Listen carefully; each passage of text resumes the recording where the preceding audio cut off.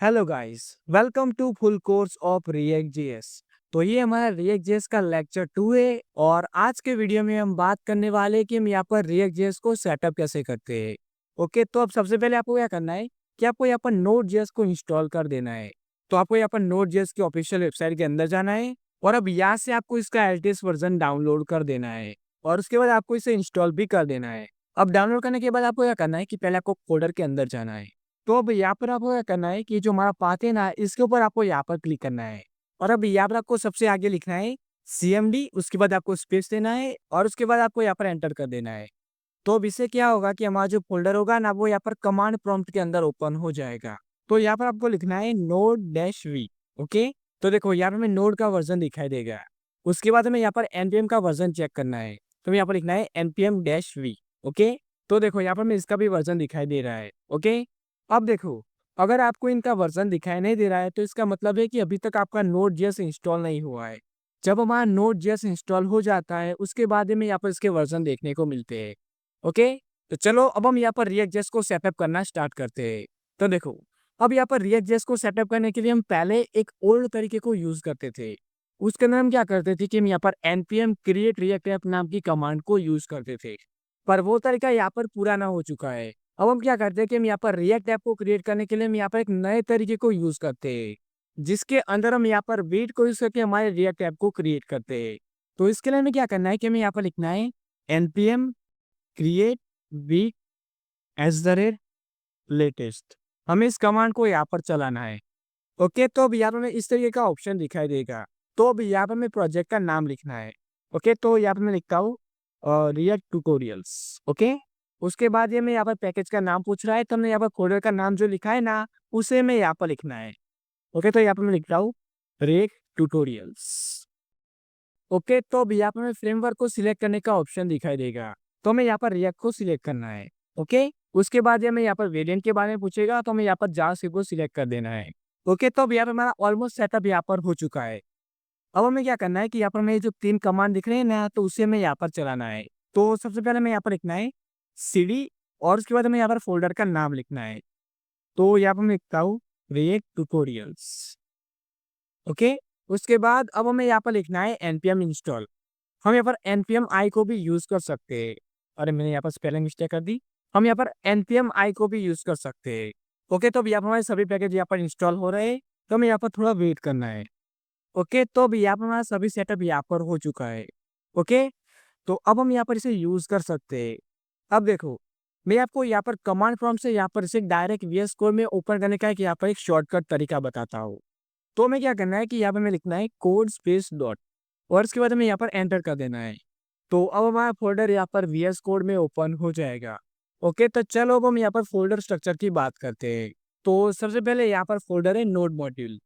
तो अगर आप इसे देखेंगे तो देखो, ये यहाँ पर बहुत ही बड़ा फोल्डर है। तो इसके अंदर क्या होता है कि हम यहाँ पर जो भी पैकेज को इंस्टॉल करते हैं ना, तो उन सभी के फोल्डर यहाँ पर नोड मॉड्यूल के अंदर बनते हैं। जैसे कि देखो, यहाँ पर रिएक्ट का फोल्डर है। उसके बाद देखो, हम यहाँ पर वेट को यूज किया है ना, तो यहाँ पर वेट का भी यहाँ पर फोल्डर है।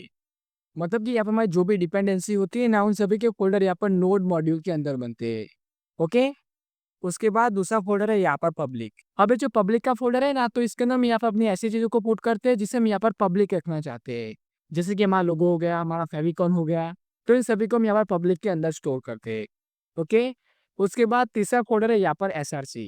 अब ये जो SRC का फोल्डर होता है ना, ये हमारा सबसे इंपॉर्टेंट फोल्डर होता है, क्योंकि इसके अंदर ही हम यहाँ पर हमारे सभी कोड को लिखते हैं। मतलब कि हम यहाँ पर जो भी कंपोनेंट्स बनाते हैं, हम यहाँ पर पेजेस बनाते हैं, तो उन सभी को हम यहाँ पर SRC के अंदर बनाते हैं। अब देखो, यहाँ पर SRC के अंदर भी यहाँ पर कई सारी फाइल है। जैसे कि देखो, यहाँ पर main.j6 है। तो ये जो हमारी फाइल होती है ना, वो यहाँ पर बहुत ही इंपॉर्टेंट फाइल होती है। ये क्या करता है कि हमारे जो कंपोनेंट्स होते हैं ना, उन्हें यहाँ पर HTML के अंदर दिखाने का काम करता है। जैसे कि देखो, यहाँ पर ऐप का कंपोनेंट है। तो देखो, ये जो हमारा ऐप का कंपोनेंट है ना, वो यहाँ पर बना हुआ है। तो इस कंपोनेंट को यहाँ पर HTML के अंदर दिखाने का काम है यहाँ पर main.j6 कर रहा है। तो यहाँ पर आपको कंफ्यूजन हो रहा होगा, तो एक मिनट में आपको यहाँ पर एक्सप्लेन करता हूँ। तो देखो, ये जो हमारी रिएक्ट ऐप है ना, तो इसके अंदर यहाँ पर हमारी एक HTML की फाइल होती है। इसका नाम है यहाँ पर index.html। तो इसके अंदर यहाँ पर स्क्रिप्ट टैग को यूज करके हमारे जो main.j6 है ना, उसे यहाँ पर लिंक किया गया है। और इसके साथ यहाँ पर एक div है जिसकी ID यहाँ पर रूट है। ओके, तो अब देखो, ये जो हमारे main.j6 है ना, तो इसके अंदर क्या किया गया है कि पहले यहाँ पर डॉम को यूज किया गया है। देखो यहाँ पर document dot gate element by ID को यूज करके यहाँ पर हमारा जो रूट आईडी का div था ना उसे यहाँ पर एक्सेस किया गया है।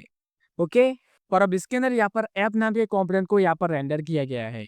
मतलब कि यहाँ पर क्या हो रहा है कि जब भी हमारी ऐप यहाँ पर रन होती है तो सबसे पहले यहाँ पर इंडेक्स डॉट एचटीएमएल यहाँ पर रन हो जाती है।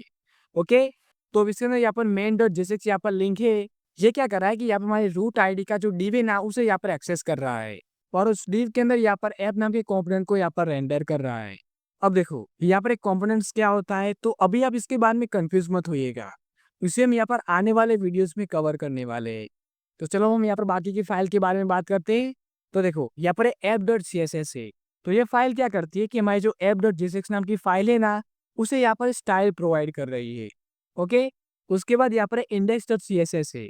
तो ये फाइल क्या कर रही है कि यहाँ पर हमारी पूरी ऐप के अंदर यहाँ पर स्टाइल को अप्लाई कर रही है। ओके, उसके बाद अब यहाँ पर एक फाइल है जिसका नाम है गिट इग्नोर।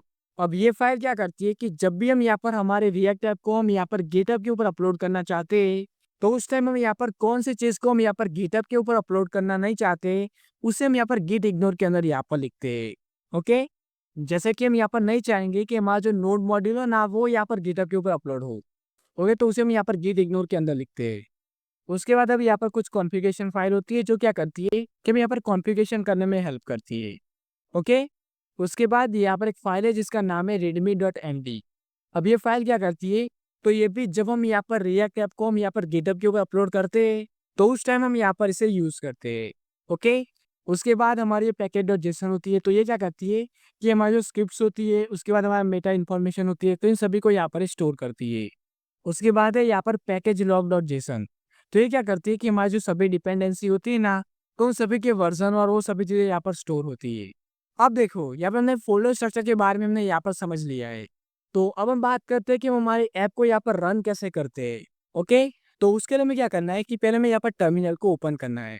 तो कंट्रोल शिफ्ट और बैक टी, और अब इसके अंदर हमें यहाँ पर लिखना है npm run dev। ओके, तो अब यहाँ हमारी जो ऐप होगी ना वो यहाँ पर रन हो जाएगी। तो देखो यहाँ पे लिंक दिखाई दे रही है, तो इसके ऊपर यहाँ पर हमारी जो ऐप होगी ना वो यहाँ पर रन हो जाएगी। तो हमें क्या करना है कि हमें यहाँ पर कंट्रोल दबाना है और उसके बाद हमें इसके ऊपर क्लिक करना है। तो यहाँ पर हमें रिएक्ट ऐप का आउटपुट दिखाई देगा।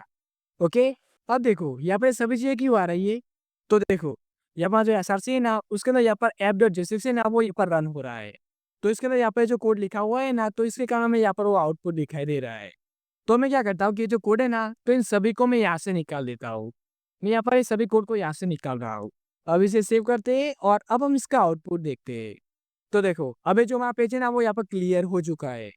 मतलब कि जब भी हमारी ऐप रन होती है तो सबसे पहले हमारा जो ऐप का कंपोनेंट होता है ना वही यहाँ पर रेंडर होता है। ओके, सो गाइस ये था हमारा आज का वीडियो। तो अब नेक्स्ट वीडियो में हम बात करने वाले हैं कि यहाँ पे जेएसएक्स फाइल होती क्या है और इसे यूज कैसे करते हैं और इसके साथ यहाँ पर इंपोर्ट और एक्सपोर्ट का यहाँ पर लॉजिक क्या होता है, तो इसके बारे में भी हम यहाँ पर बात करने वाले हैं। तो अब नेक्स्ट वीडियो बहुत ही इंपॉर्टेंट होने वाला है। तो अभी तक आपने हमारे चैनल को सब्सक्राइब नहीं किया है तो प्लीज सब्सक्राइब कर देना जिससे कि हमारे आने वाले सभी वीडियोस आपसे मिस ना हो जाए। Okay, so guys thanks for watching and I will meet you in next one.